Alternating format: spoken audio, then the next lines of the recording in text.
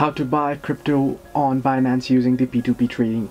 Hello everybody, welcome back to my channel. This is me, Pipin, and today I'll guide you on how you can buy crypto on Binance using P2P trading.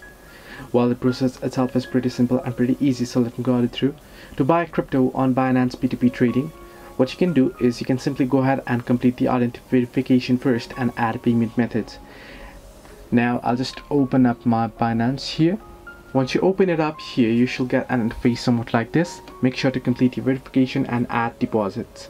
Then you can simply tap on the trade tab at the bottom of your screen right here. And here head into P2P here at the top.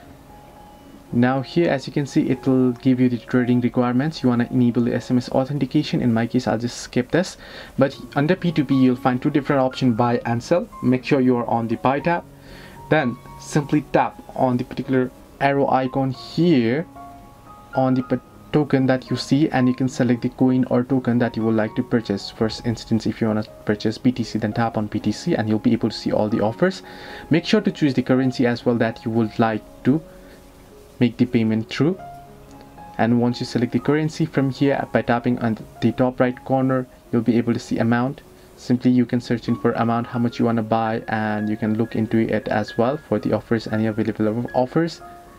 Then you can tap on payment and select the payment methods, or choose filter it out. This is for filtering. You can select the payment method that you like to use, and if you have any offers, it'll be shown up there and you can make the trade. So you can place an order to buy crypto, pay the seller using your preferred payment method, and receive your crypto from the seller once you confirm your payment. Hope this helped you. Do like and subscribe, and do not forget to leave a comment down below if you have any further issues.